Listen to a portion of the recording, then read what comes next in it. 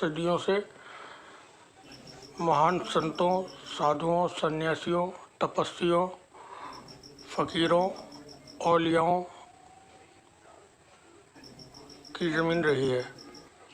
यहाँ पर वक्त वक्त पर बहुत बड़े बड़े लोग पैदा होते रहे जिन्होंने समाज सुधारने का काम किया है, शिक्षा का काम किया है और तमाम तरह की बुराइयों के ख़िलाफ़ उन्होंने लड़ाई लड़ी। उनकी मौजूदगी आज तक समाज में किसी न किसी तरह से दिखाई देती है। पिछले कुछ वक्त में ख़ास तौर से जब से ये मेन स्ट्रीम का मीडिया हुआ है तब से कुछ ऐसे भी साधुओं की कहानियाँ सामने आती रही हैं जो समाज में अपना बहुत बड़ा कारोबार चलाते हैं और वो लोगों को जिस तरह से भी जैसे भी उनका अपना नेटवर्क होगा उसके ज़रिए फंसाकर उनसे बहुत दौलत कमाते हैं और वक्त वक्त पर उनकी पोल खुलती रहती है और उनके कारनामे उजागर होते रहते हैं। चिन्मयानंद स्वामी हो, आशाराम है, राम रहीम, गुरमीत सिंह, स्वामी त्रिया ने इन लोगों की बहुत मदद की है। टेलीविज़न चैनलों पे, मेन स्ट्रीम के चैनल पर प्राइम टाइम में इनके दरबार लगते हुए देखे जाते थे।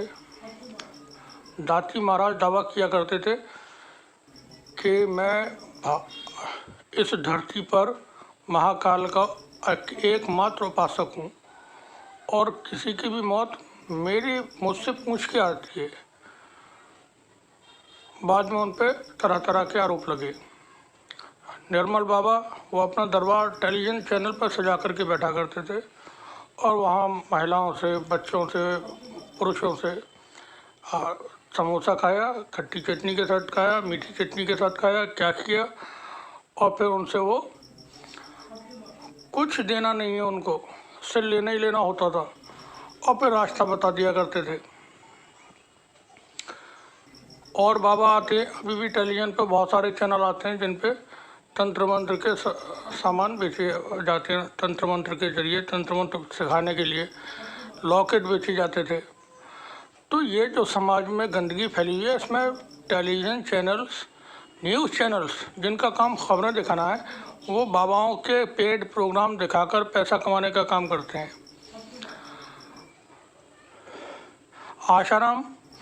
आशाराम का जब तक लोगों को पता नहीं था, लोग पता नहीं क्या क्या समझते थे उसको कि बहुत बड़ा संत है, तपस्वी है। उछल कूद कर मंच पे डांस करना, नाचना, गाना, चलो खैर ठीक है। बाद में पता चला कि वो बलात्कार और ये और हवाला और एक स्टिंग ऑपरेशन हुआ था जिसमें वो और भी गलत काम करने तक के लिए तैयार उसमें नज़र आते थे। अब लंबे वक्त से बाप बेटे दोनों जेल में मौजूद हैं। इन दिनों एक बाबा आजकल बहुत सुर्खियों में है, पंडित धीरेन्द्र शास्त्री। उनके वो भी वो सरकार अपने साथ लगाते हैं, बागेश्वर धाम सरकार। सरकार तो देश में एक होती है, बाकी प्रदेशों में होती है, लेकिन हमारे देश में तरह तरह की सरकारें हैं, तरह तरह की सेना है, बहुत सारी चीज़ें हैं, वो सिर्फ भारत में ही हो सकती हैं। धीरेन्द्र शास्त्री के ऊपर आजकल बहुत सारे आरोप लग रहे हैं। एक वीडियो ये देखें जो।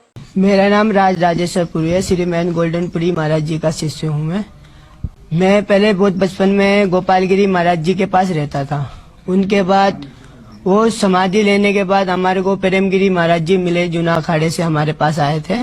उन्होंने भंडारा करा था हमारे को और उन्हीं ने हमें शिष्य बनाया था, मुंडन करा था, अखाड़े हमें ले गए थे। उसके बाद अखाड़े में हम 1 साल रहे और 1 साल के अंदर में वो अपनी हरकतों में आ गए, मतलब 1 महीने 2 महीने के अंदर अपनी हरकतों में आ गए।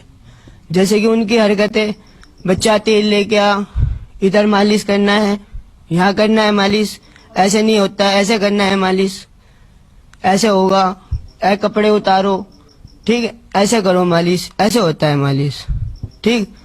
और उसके बाद फिर हम जोर जबरदस्ती कैसे न कैसे भी कई 15-20 बार उसने गलत काम हमारे साथ किए। फिर हमने उससे कोई बात नहीं, हम डर के मारे वहां से अखाड़े से चले आए।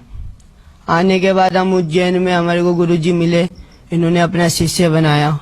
उसके बाद हम इलाहाबाद के कुंभ में आए हैं। इसके इलाहाबाद के कुंभ में आने के बाद भी हमने सोचा था ये गुरुजी है, चलो सब कुछ बात खत्म हो गई, कुछ नहीं रहा, बड़े गुरु है, हम छोटे चले, कोई बात नहीं। पर इनकी हरकत अभी भी वही थी जो पहले था और वैसी हरकतें थी। अब शोभा यात्रा में हमारे साथ बच्चा इधर आ, हमारे माथा नहीं टेकता, बड़ा हो गया तू, अपने हाथ धोती में डाल लेना, ठीक है, अपने हमारा हाथ अपने धोती में डाल देना, ये इनके काम है। बच्चा हमारे पास कमरे में आओ, हमारे से अकेले में बात करनी है। प्रेमगिरी अखाड़े के सेक्रेटरी है, जूना अखाड़े के सेक्रेटरी है ये, उनकी इनकी ऊंची पद है इनकी, और फिर भी इनके ऐसे काम है। और मैं अकेला बच्चा नहीं हूँ, मैं अकेला बच्चा नहीं हूँ, इनके साथ और भी विद्यार्थी है। मेरा गुरु भाई था, वो अभी मेरा उसका नाम याद नहीं है, इन्होंने उसको कानून मंत्री बनाया था। कानून मंत्री में हमारे को कम से कम 3 से 2 लाख रुपए, 3 करोड़ रुपए लगता है, पर इन्होंने फोकट में बनाया है। और वही लड़का आज इनका 10 लाख रुपए लेके भागा है, और एक गाड़ी इनोवा लेके भागा है, और कुछ जमीन की कागजें लेके भागा, जो उसके नाम पे इन्होंने करा था। ये लोग उसे क्यों नहीं ढूंढ रहे? कोई बात होगी, कोई कुछ होगा तभी तो नहीं ढूंढ रहे। इन्होंने इनके साथ गलत काम किया है, इसलिए वो चले गया, वो भाग के चले गए इनके साथ से। और इनके साथ अभी भी कई विद्यार्थी है जो इनके साथ गलत काम करते हैं, ये लोग उनके साथ गलत काम करते हैं। क्या पहले कोई कंप्लेंट किसी से की थी आपने? देखो जी, हमने कंप्लेंट करने की सोची थी, पर इन्होंने हमको धमकियां दे रखी थी। इन्होंने हमें धमकियां साफ दे रखी थी, हम तुम्हें गंगा जी में भिगवा देंगे, कमरे में बंद कर देंगे, कई दिन तक खाना तक नहीं देंगे आपको। अब कंप्लेंट करी कि अब क्या हुआ है, क्या रिएक्शन? अब हमने कंप्लीट करी है, कोर्ट में भी डाला है, और हमने हरिद्वार में एसएसपी के पास ये जो हमारे एप्लीकेशन है, ये जो एप्लीकेशन डाला है हमने, ये वाली ये एप्लीकेशन, और इस एप्लीकेशन के आधार ही सब कुछ होगा। तो अब क्या चाहते हो, न्याय? हाँ जी, हम न्याय चाहते हैं इस चीज से, और हम ये चाहते हैं और गलत बच्चों के साथ और गलत काम ना हो। ये साधु है, साधु बिल्कुल साधु के नाम पे ये कलंक है। किसके ऊपर आरोप लगा रहे हो? हम देखो जी, हम प्रेमगिरी पे आरोप लगा रहे हैं, ठीक। और हम हरिगिरी महाराज जी जो गुरु महाराज है, उनके पास हम शिकायत लेके गए थे इस चीज का। जी देखो गुरु महाराज, हम उनके पास 4 बार जा चुके हैं, 4 बार उन्होंने हमें मना कर दिया। हम तुमसे बात नहीं करना चाहते, कल आना। कल के बाद फिर कल गए तो कल आना, 4 दिन तक ऐसे टाला इन्होंने हमारे। अपना परिचय दो, नाम। मेरा नाम राजराजेश्वरपुरी श्री मैन गोल्डनपुरी महाराज जी का शिष्य हूँ। अच्छा, अब बाबा के दरबार में अंधविश्वास को लेकर तमाम कार्यक्रम होते हैं, जिनमें बाबा चमत्कार दिखाते हुए नजर आते हैं, और उनके कार्यक्रमों के नाम भी कुछ ऐसे ही हैं। उसमें वो चमत्कार दिखाते हैं लोगों को। कोई गॉड या खुदा या भगवान का दिया हुआ कोई ज्ञान नहीं है, बल्कि ये ट्रिक है, और इस तरह की ट्रिक्स ये साइंटिफिक ट्रिक्स है, जो एक विशेषज्ञ अपने एक कार्यक्रम में बता रही है। देखा वीडियो। सुहानी, आपने एक ये लिखा कि मैं वही चीज करती हूं जो बागेश्वर महाराज करते हैं जी। इसका क्या मतलब हुआ?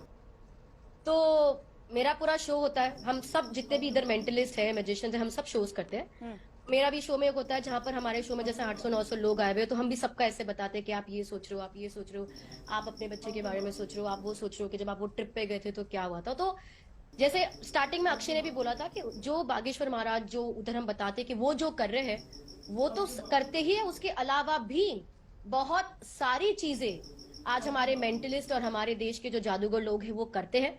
और बताना प्रॉब्लम सिर्फ इतनी है कि जो हमारी कला है, जैसे मैं कला बोलती हूँ, मैं इसे ये नहीं बोलती कि हम लोगों को ठीक करते हैं कि हमारे पे कोई शक्ति, ये एक कला है। जैसे डांसिंग, पेंटिंग एक कला है, जादू भी उसी तरह एक बहुत ही खूबसूरत, बहुत ही इंटेलिजेंट एक कला है। और ये बात होती है, कला इतनी मिस्टीरियस है कि अगर हमने बता दिया कि बागेश्वर महाराज वो कैसा करते हैं, तो हम खाली उनकी नहीं बता रहे कि उन्होंने कैसा किया, हम दुनिया में जितने भी जादूगर हैं हम उन सबकी कला खत्म कर देंगे। बस मेन जो आपको जवाब चाहिए वो हर कोई मैजिशियन यहाँ पर आपको नहीं दे पा रहा है। अक्षय ने बहुत खूबसूरती से घुमा फिरा के आपको जवाब देने की कोशिश करी, समझाने की कोशिश करी। तो बस वही कि अगर हम किसी बताते हैं कि वो कैसे किया या कैसे नहीं किया, उस सब के लिए हमको आपको बताना पड़ेगा कि हमने वो चीज कैसे करते हैं। मैं आपको वही चीज करके यहाँ पे बता सकती हूँ कि हम भी वो चीज कर सकते हैं, पर कैसे कर सकते हैं ये सवाल का जवाब आई डोंट थिंक आपको कोई भी जादूगर दे पाएगा, बिकॉज वो एक कला का डिसरिस्पेक्ट हो जाता है, वो कला खत्म करना होता है। जैसे अगर मैं आपको भी एक सवाल पूछूं, यार कोई भी सवाल पूछ लो यार इनसे, मतलब कोई भी सवाल पूछ लो, हम कोशिश करते हैं जवाब बताने की। श्वेता, अगर आपकी कोई प्रॉब्लम है लाइफ में, हाँ, अरे मैं आपकी प्रॉब्लम्स के बारे में बात नहीं करते, प्रॉब्लम्स के बारे में बात करने के लिए बाबा लोगों को छोड़ देते हैं। ठीक है। चलो अब मैं चाहती हूँ अगर आपका कोई बचपन का कोई दोस्त यार है जिसके बारे में आपने किसी को बताया नहीं है, ठीक है। या ऐसा कुछ रुक जा मैं बोर्ड कर, अगर आपके पास कोई ऐसा दोस्त यार है जिसके बारे में आपने किसी को बताया नहीं है, कोई बचपन का दोस्त होगा, आपकी सोशल मीडिया पे नहीं है, कुछ भी नहीं है, ऐसा कोई फ्रेंड के बारे में अभी आप सोच सकते हैं? हाँ, और ये पक्की बात है कि आपने मुझे ये बताया नहीं है, करेक्ट? किसी को नहीं बताया। किसी को नहीं बताया। और अभी आपके लाइफ में बहुत सारे दोस्त होंगे श्वेता, आप किसी के भी बारे में सोच सकते हैं, करेक्ट? करेक्ट।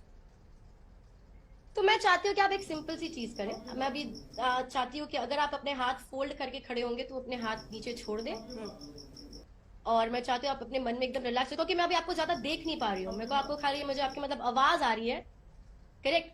तो मैं चाहती हूँ आप अपने मन में उसके बारे में सोचे, अब अपने दोस्त के बारे में मन में सोचते रहे, सोचते रहे, सोचते रहे, ठीक है? अभी किसी भी तरह पॉसिबल नहीं है श्वेता। अच्छा, मुझे भी साइड पे दिखा है कि मेरे उन्होंने दिखाया कि आप मुझे अभी आप मुझे थोड़े से दिख पा रहे हो, तो this is will be easier for me, थोड़ा सा लैग है बट आई विल ट्राई। मैं चाहती हूँ आप अपनी आंखें बंद करें और अपने दोस्त के बारे में मन में सोचते रहे, उनका नाम का एक एक लेटर अपने मन में लाए। और मैं अभी बॉम्बे में बैठी हूँ, मैं चाहती हूँ अपने मन में वो नाम इतना जोर से चिल्लाए, देखो ऐसे तो पॉसिबल है नहीं, पर मैं चाहती हूँ अपने मन में वो नाम इतना जोर से चिल्लाओ कि मुझे यहां तक उसकी आवाज आए। और मैं कोशिश करूंगी, मैं तो ऐसे बता सकती हूँ कि सब जन लिख के बताते हैं जैसे बागेश्वर लिखे, तो मैं भी लिखने की कोशिश करने वाली हूँ यहाँ पर। मेरे दिमाग में एक कुछ तो आया है, मैंने यहाँ पे लिखा। Shweta ji, for the first time national television पे क्या आप बता सकते हैं कि आप अपने किस दोस्त का नाम अभी सोच रहे थे? दिव्या।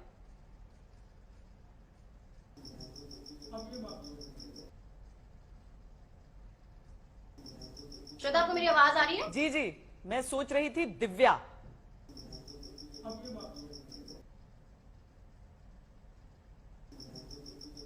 मुझे आपकी आवाज नहीं आ रही श्वेता।